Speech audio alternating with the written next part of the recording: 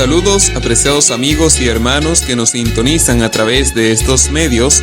Les habla su amigo y pastor Javier Zorrilla. La lección de hoy es para estudiar y meditar.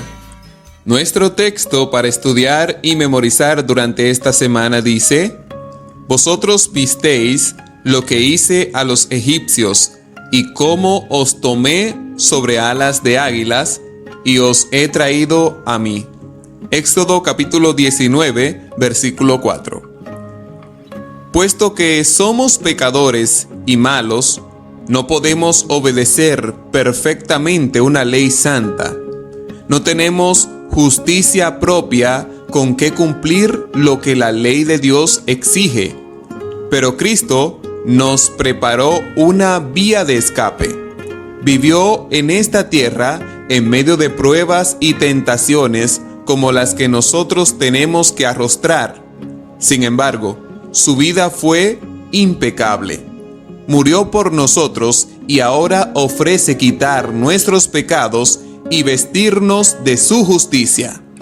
Si os entregáis a Él y le aceptáis como vuestro Salvador, por pecaminosa que haya sido vuestra vida, seréis contados entre los justos por consideración hacia Él.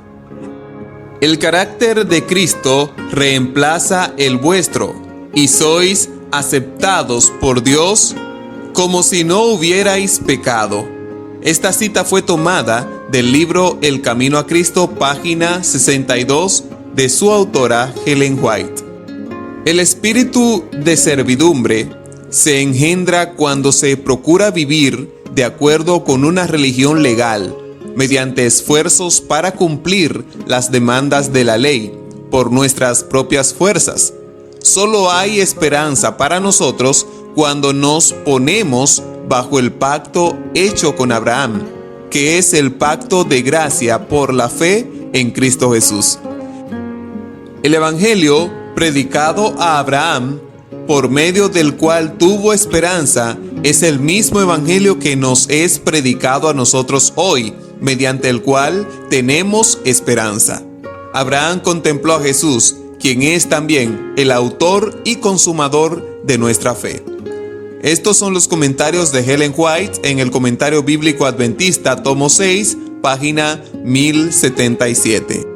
Durante su esclavitud en Egipto, muchos de los israelitas habían perdido en alto grado el conocimiento de la ley de Dios y habían mezclado los preceptos divinos con costumbres y tradiciones paganas.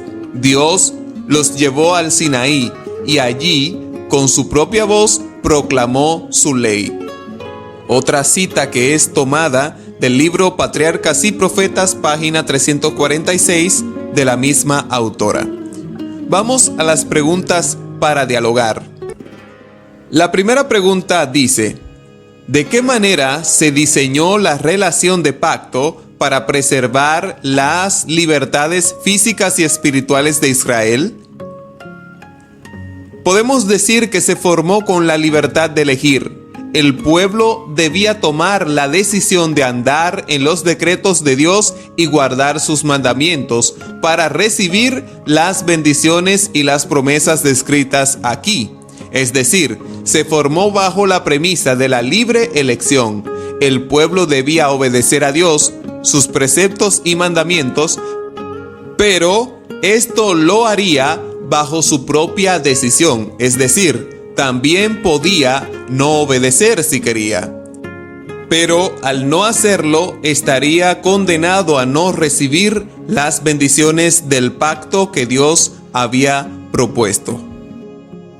La segunda pregunta dice: vuelve a leer Éxodo capítulo 19, versículos 5 y 6, y fíjate que el Señor hace esta declaración: mía es toda la tierra.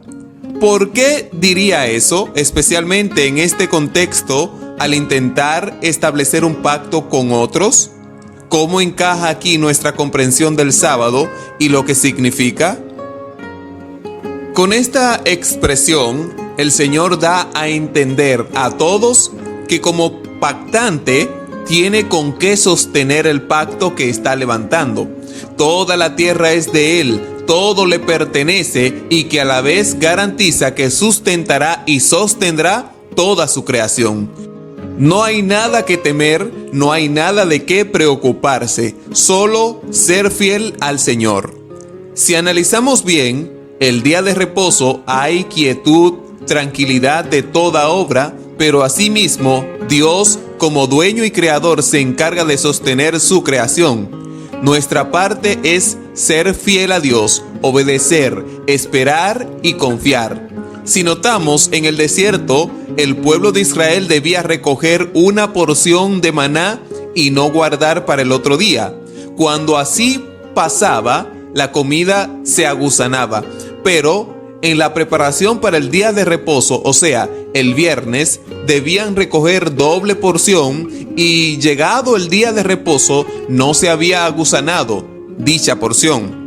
Esto pasaba por varias razones. La primera es que Dios es el dueño de todo y es quien se encarga de sostener su creación. La segunda es que el pueblo debía obedecer a Dios y la tercera es que todos debían tener fe en Dios y en sus promesas.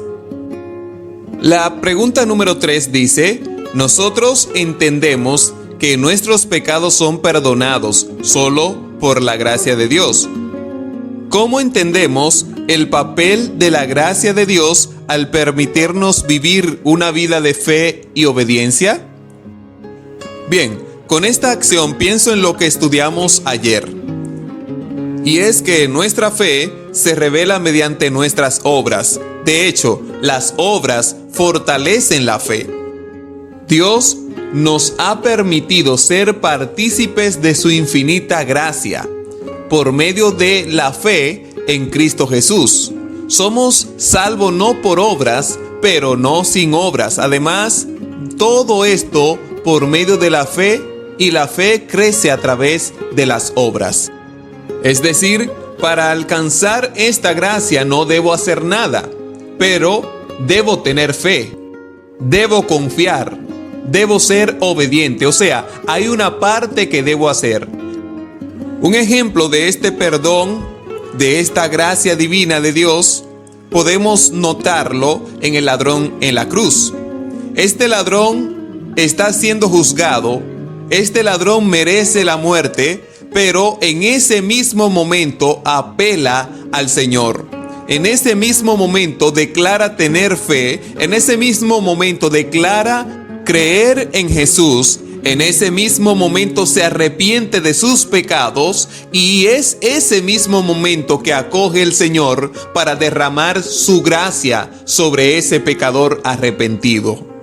Pero algo importante que debemos notar es la acción del ladrón en la cruz. El ladrón tuvo que cumplir con su parte, arrepentirse, creer en el Señor, tener fe, y entonces luego el Señor derrama su gracia sobre ese pecador arrepentido.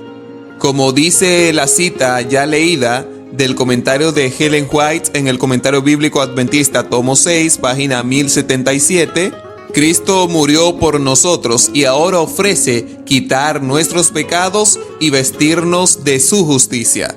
Si nos entregamos a Él y le aceptamos como vuestro Salvador, por pecaminosa que haya sido nuestras vidas, seremos contados entre los justos por consideración a Él, o sea, por su gracia. El carácter de Cristo reemplaza el nuestro y somos aceptados por Dios como si no hubiésemos pecado. Amigos queridos, eso es todo por esta semana. Mas los que esperan en Jehová tendrán nuevas fuerzas, levantarán alas como las águilas, correrán y no se cansarán, caminarán y no se fatigarán. Isaías capítulo 40, versículo 31. Sea el Dios Todopoderoso siempre en tu vida, hogar y familia, trayendo paz y bendiciones. Dios te bendiga. Será hasta la próxima. Estuvo con ustedes el pastor Javier Zorrilla. No olvides compartir y suscribirte para más contenido.